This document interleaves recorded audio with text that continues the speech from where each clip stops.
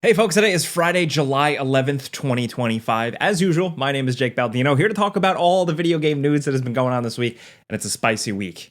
Quite a bit of interesting things. So the first thing involves the new Battlefield. Of course, we know the new Battlefield is coming. There's been talk of it for a while. Reveals likely coming pretty soon at this point. But what recently hit the internet is reporting from Ars Technica that claims that EA's top level, the executive level, has massive expectations for this game to have 100 million players. Yes, they expect Battlefield 6 to hit 100 million players. For context, that is 3 times more than the best selling game in the franchise. And Call of Duty Warzone is at like 100 million players itself. So they want to go toe-to-toe with Warzone, which, I mean, to Warzone's credit, it took a long time to build that up.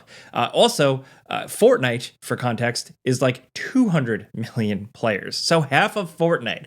They want Battlefield to do that. That sounds like massive expectations. Yes, and it seems like we're not the only people thinking that. According to this report, people under the executive level and even market research and all the math nerds and stuff working in the trenches on this game think that that is unrealistic and are kind of surprised and caught off guard by that. Is it pie in the sky? Wishful thinking, 100 million? Sure, yeah, great. But I still think at the end of the day, when it comes down, the first people you're going to hear saying, oh, the game failed to meet expectations is going to be that top level executive leadership. So it's like they're shooting themselves in the foot. The quote for people who are working at DICE says, "Nothing in the market research or our quality deliverables indicates that we would be anywhere near that." So that's frustrating for obviously players who follow gaming news to hear, but also probably for the people working on the game. Granted, they want to make something great and they probably want something to be received at 100 million players, but you know, they're being realistic. Still, it seems like this Battlefield is coming with a lot of ambitions after, you know, recent fumbles and stuff like that. I am excited to see Battlefield really come back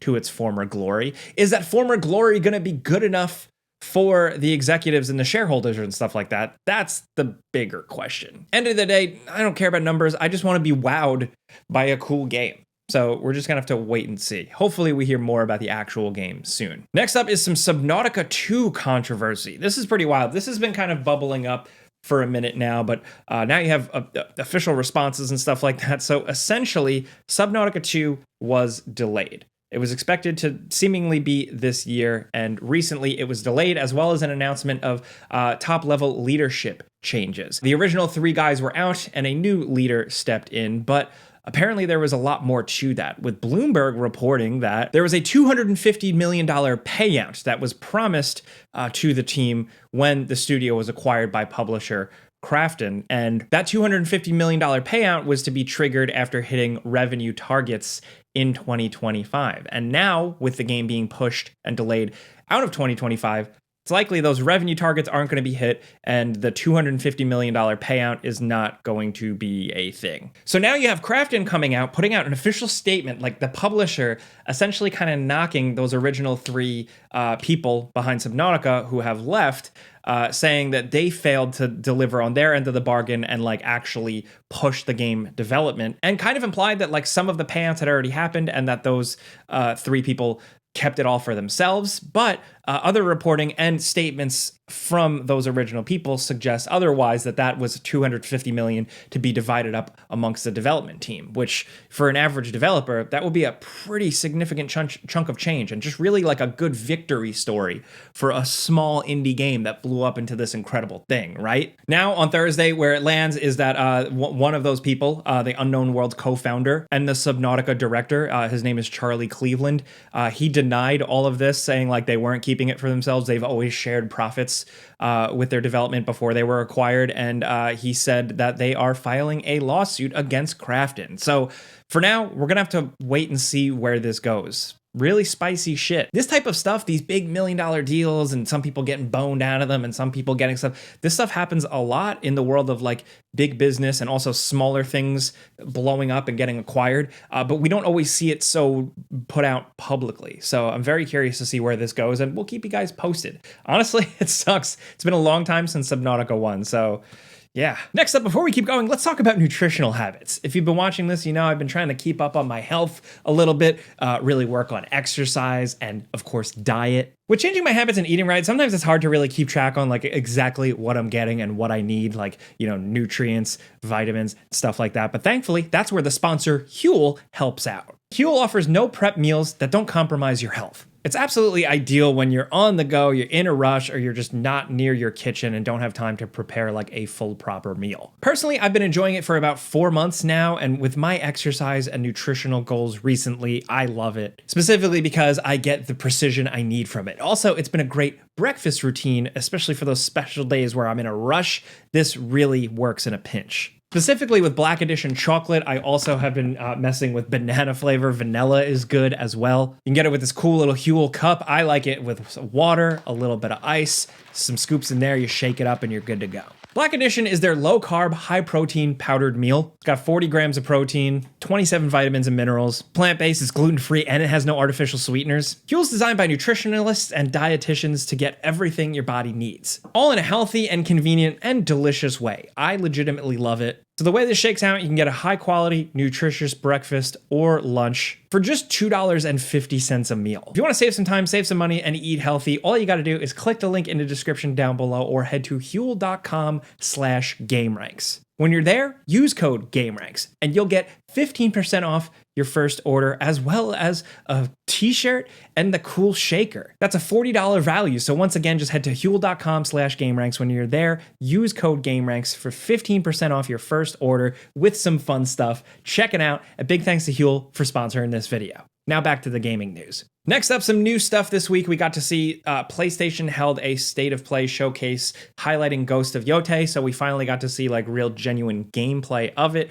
and it very much looks like a Ghost of Tsushima sequel. Beautiful worlds, expansive ways to explore. They're kind of thinking outside the box once again in terms of how to encourage the player to do open world stuff and exploration without it just feeling like a typical open world game in terms of like how the systems go and like an investigation system to find stuff. A bunch of new armor sets, but also weapon types. A lot of different weapon types that feel really fun, and also the enemies themselves switching weapons on the fly and you having to change up your tactics and your weapons. I think that's pretty cool. They did highlight the music a lot, and I gotta say the music sounds really incredible, but honestly, like with this, like I've loved Ghost of Tsushima, so I'm willing to give this one a shot. We do know it's releasing this fall. It's got a release date and everything like that. They revealed these shiny new PlayStation 5s with Ghost of Yotei kind of visuals on them. I'm just glad we finally got to see gameplay and see like what the deal is with the game, and it does seem similar to Ghost of Tsushima, yes, but I'm excited to see how these new additions really shake out. And then a bunch of other fun stuff like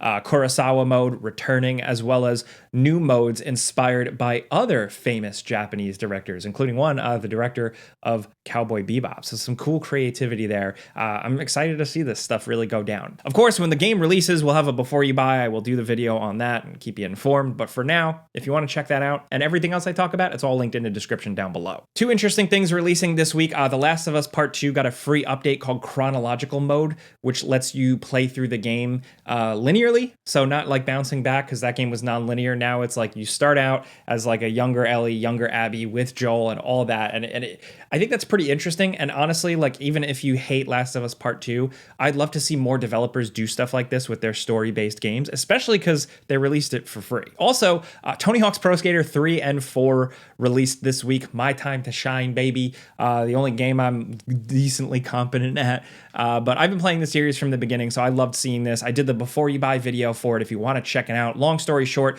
if you're a nitpicky hardcore fan, there is stuff that is missing here. The soundtrack has a lot more missing tracks.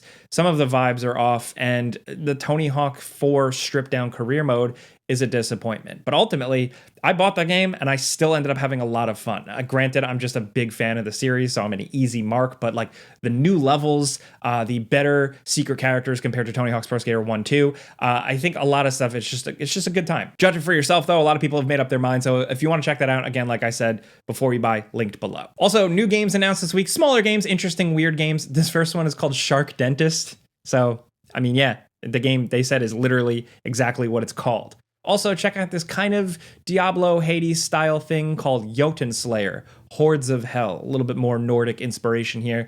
This has potential. Also, Stalker 2 got an announcement. It's coming to PS5 late 2025. This is good. At this point, I liked Stalker 2 when it released, but it had some issues, and now it's kind of really been updated and fixed in a lot of ways. So PS5 players are going to be getting, a really good version of this game. Also, speaking of Stalker 2, our very own Andrew, who edits a lot of these videos behind the scenes, he used to be Andrew the New Guy, he made a video about Stalker Gamma, a weird mod, really interesting way to play Stalker that some people might really dig. So if you want to check out his video, it's baby's first video, go easy on him. It's linked in the description. A couple of other interesting things I'm just running through because there was just a lot of interesting things to watch this week. Mafia, the Old Country, got some official gameplay. I didn't really watch a lot of this because I'm already very interested in this game. I already pre-ordered it, so I don't care. I like the Mafia games, but yeah, the glimpses I did just catch seemed pretty cool. So full thing is there. Also an interview with Ken Levine. That was pretty interesting. Not really a lot more on Judas. I know people are still waiting for Judas news, but he talked about the System Shock re-release and stuff like that, and just kind of the state of the industry and how, he compliments how games that just don't do microtransactions and bullshit are still doing really well, pointing to things like Expedition 33, Baldur's Gate 3, and, interesting insights from an industry legend. Also, speaking of Tony Hawk, VGC's Jordan Midler, an actual genuine Bam Margera and Tony Hawk fan, got to sit down with Bam Margera and talk about Tony Hawk's Pro Skater 3 and 4, but also just insights and stuff. Bam Margera is on the road to recovery. He's skating again, and it's just a really, really good ass interview. And then some really good news. Cyberpunk Edgerunners is returning. Yes, it's getting picked up for a second season, and a lot of the original people who worked on season 1 are returning. The gang is back, so I just think this is great because I thought Edgerunners was just a really great anime, a really great cyberpunk thing. And it seems like this is going to be a new adventure, obviously, after how everything worked with David Martinez. But I think this is great. This is really good news. A good way to end the week with some positive news. That's all the gaming news I wanted to chat about this week. So let me know what you think about everything. The Battlefield 6 massive expectations, the Subnautica 2 spicy controversy, Ghosts of Yotei and all the gameplay. What are you thinking? The weapon types, the new character, everything. Let me know. But also, most importantly, I want to know what you guys are playing. So there's going to be a pinned comment. Please reply to that comment and let us know what you're currently playing if you have a minute. It helps us research videos and stuff like that. But that's really all I got for you. So if you like getting caught up on the news with us every week, every Friday, forever now, like a decade I never miss, clicking the like button, it helps us. Thank you. But that's really it. That's all I got for you. I'm going to go see a Superman. I'm Jake Baldino. Have a great weekend. Be safe. Pizza's on me.